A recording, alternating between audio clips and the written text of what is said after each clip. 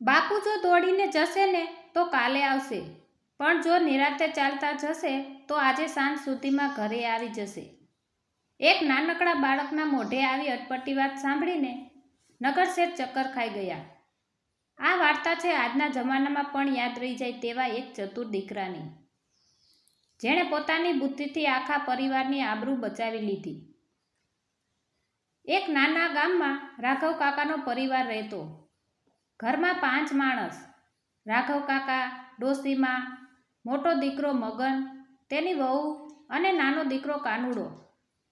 આખો પરિવાર મજૂરી કરે, પણ માંડ 2 ટકનું જમવાનું ભેગું થતું. ક્યારેક તો અડધા પેટ ઊંઘવું પડતું. એકવાર રાઘવ કાકા બીમાર પડ્યા. ઘરમાં અનાજનો દાણો નહોતો. પરાણે મન મારીને ગામના લોભી શેઠ ધનજીભાઈ પાસેથી અનાજનો એક કોથળો ઉધાર લીધો. પણ ગરીબનું નસીબ એવું કે દેવું ચૂકવતા પહેલાં તો વ્યાજ વધીને ડુંગર જેવું થઈ ગયું. શેઠે ઉઘરાણી શરૂ કરી. કાલે અનાજ પાછું નહીં આપો તો ઘર હરાજી કરી દઈશ. રાઘવ કાકા રાતભર રડ્યા. સવારે તેમણે નિર્ણય કર્યો કે શેઠના અપમાનથી બચવા માટે આપણે ગામમાં છોડીને ભાગી જવું પડશે. તેમણે કાનુડાને ઘરે રાખ્યો અને કહ્યું, બેટા, અમે 2-3 દિવસમાં આવી જઈશું. ત્યાં સુધી તું ઘર સાચવજે. શેઠ તો ગાડામાં બેસીને ઉઘરાણી કરવા આવ્યા. બારણું ખખડાવ્યું તો નાનકડો કાનુડો બહાર આવ્યો. શેઠ: એલા છોકરા, તારો બાપ ક્યાં ગયો? બોલાવે ને બહાર. કાનુડો: શેઠ, બાપુ તો પાડોશી ગામે ગયા છે. જો ચાલીને જશે તો આજે આવશે, પણ જો દોડીને જશે ને તો કાલે આવશે. શેઠ ખડખડાટ હસવા લાગ્યા. અલ્યા મૂરખ, દોડે તો જલ્દી ન આવે?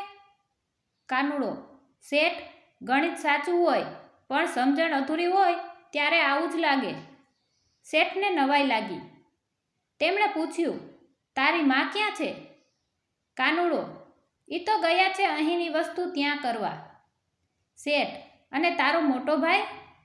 કાનુડો: ઈ ગયા છે સીધા લાકડાને વાંકું કરવા. શેઠ: અને તારી ભાભી? કાનુડો: ભાભી ગયા છે થોડાને ઘણું કરવા. શેઠનું માથું ભમવા લાગ્યું. તેમને થયું કે આ છોકરો કાં તો ગાંડો છે, કાં તો બહુ મોટો જ્ઞાની. શેઠ શરત લગાવી, જો તું આ બધી વાતોનો સાચો અર્થ સમજાવી દે તો તારા બાપનું બધું જ દેવું માફ.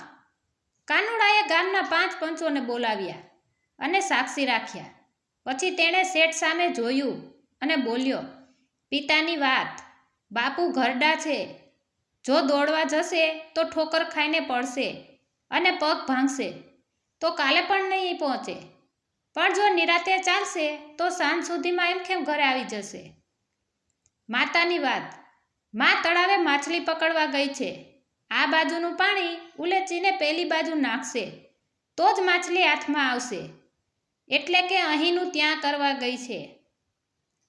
ભાઈની વાત, ભાઈ ખેતરે હળ ચલાવવા ગયા છે. હળ માટે લાકડું સીધું હોય, પણ તેને કાપીને અને જોડીને વાંકું કરવા ગયા છે.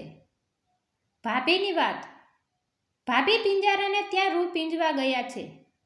રૂ થોડું હોય પણ પીંજાયા પછી ફૂલાઈને ઢગલો થઈ જાય છે, એટલે કે થોડાનું ઘણું કરવા ગયા છે. આખી સભા સ્તબ્ધ થઈ ગઈ. એક 7 વર્ષના બાળકની આટલી ગૂઢ સમજણ જોઈને શેઠની શરમનો પાર ન રહ્યો. શેઠે પંચોની સામે દેવું માફ કરવાનો કાગળ ફાડી નાખ્યો. સાંજે જ્યારે રાઘવ કાકા ચોરી છુપીથી ગામમાં આવ્યા, કાનુડો દોડીને બાપુને વળગી પડ્યો.